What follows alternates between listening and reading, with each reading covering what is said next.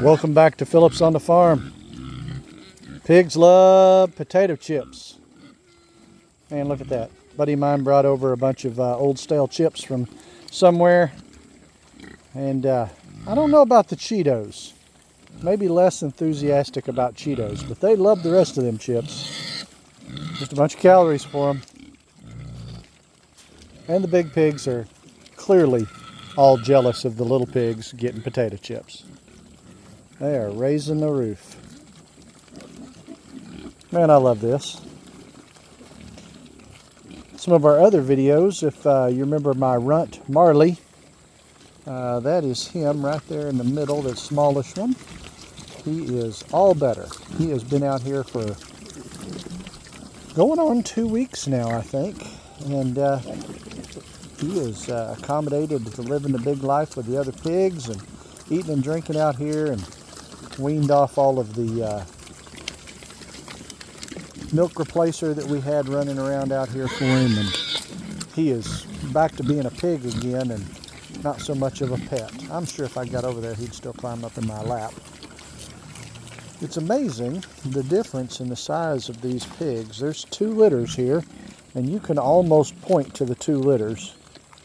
The bigger pigs are only a week older than the smaller pigs. 2 different mamas. The bigger pigs all came from another Idaho pasture pig, so they were purebred, Idaho pasture pig boar and sow. And the smaller pigs are all Idaho pasture pig and that Hampshire, black Hampshire that I've got out there. Let's see, that's the mama right over there, the lighter colored of those 2 black ones. That's Pearl. We've shot a few videos of her over the last year or so. She was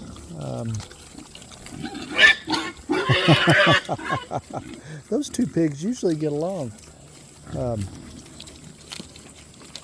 She was a show pig last year, and she turned into a good mama for us. So, but all these smaller pigs came out of her. They're just going to be a little slower growing. But these bigger pigs, man, they're just almost ready to go out on pasture. I'll probably leave them in here for another maybe 2 weeks or so.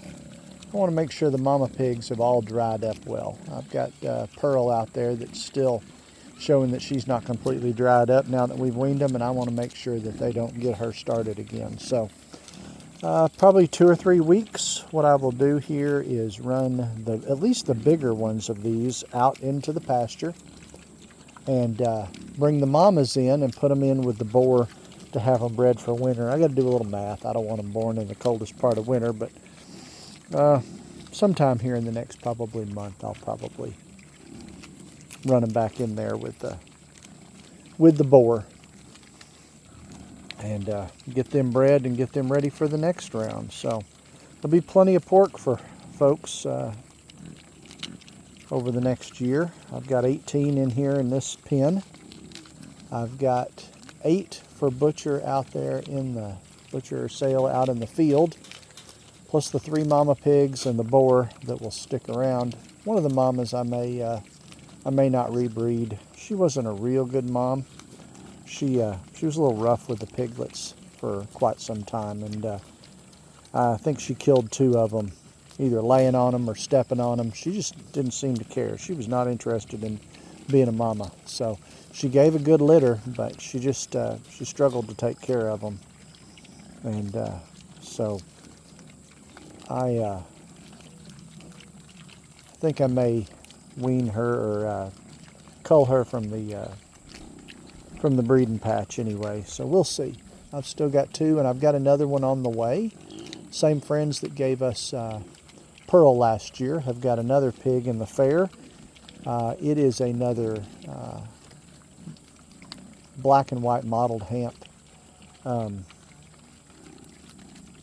It's only about 60 or 70 pounds or so, so it won't be ready to breed for quite some time. I mean, it's breedable, but certainly I don't want to put it in there with that boar I've got that's probably 350 pounds or so. It's not even, that doesn't make any sense. So once it gets up around 200 or 250 pounds, I could probably put it in here with the boar. Hello, Boss Hog. You want to say hi to everybody in Phillips on the Farmland? Hey, Boss Hog. How you doing, buddy? I know, I didn't get you any potato chips. I'm sorry. Yes, I can see you frothing at the mouth. You're hungry. You're always hungry. You're a pig. Yeah, you're a pig. You're a pig. I know you are. Let's come down here and say hi to everybody else. These two black and white pigs are probably my next two on the butchering block. That bigger one there is over 250 now, and this smaller one here I would like to get a little bigger. It's probably a little over 200, but not much. And then these mule-footed hogs, these come from a friend of mine over in Oklahoma. I got 6 of them off of him early this year, probably February or March. And I've got 6 of them. The other, let's see, there's 3 here. There's 1 up here on the other side of the pen. The other 2 must be out in the field eating or laying around, as hogs are apt to do. These fellas all think they're going to get fed again. The 2 reds are my other 2 Idaho pasture pigs. That red one there is the one that I may cull out of the bunch. She wasn't a real good mama. We call her Big Red, and this other red one down here that's got some black spots is Big Mama. She did a really good job. Oh, I know. Woo! Can't even hear me.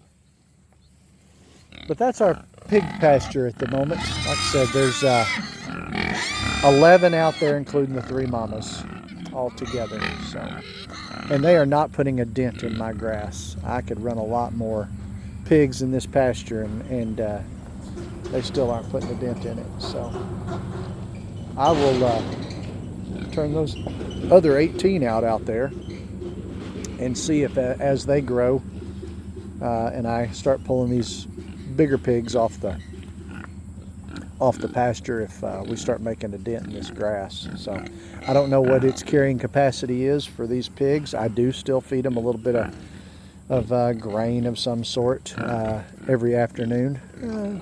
Sometimes it's just leftovers from places that we get it, or I've had some friends bring over some old meat that they were culling out of their freezers that were freezer burnt, and I'll thaw it out and put it out for them. They'll eat all of it.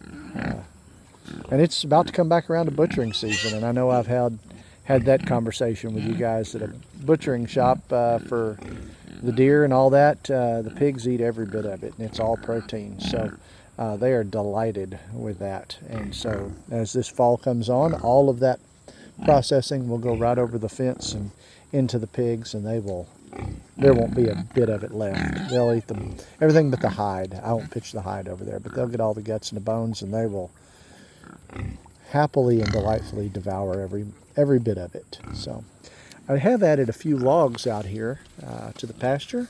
The pigs seem really excited about that. They're using the scratching posts. I am going to probably treat them. I've got some ideas. The pigs get mites and lice a little bit, and I have sprayed them a few times, but I have also been told that you can treat the logs, and then as they scratch on the logs, they can kind of treat themselves. So that's kind of what I've got in mind coming up, is to treat the logs and let them scratch on them. So those are a couple of big hickory logs, and I spread them out there for them to use. Well, I think that's about all that's going on Phillips on the Farm today. I've got some concrete projects I might share with you guys later today or sometime this next week. We do have exciting work going on the butchering shop coming up, and I got the storage trailer lowered to the ground, and I'm working on concrete for a ramp to get equipment in and out of the back of it. It's all closed in good, and it's about to get a back door. So that's all coming up in the next couple of weeks. And I'm taking a couple of vacations this next month. I'm going to go to Colorado and see the kids, and I'm also going to go to the Spring River with my son-in-law and my son and maybe a couple of our friends. I'm hoping are able to show up. We're going to spend most of a week down Spring River catching trout and smallmouth bass and goggle eye, rock bass, lots of trout. Maybe some walleye.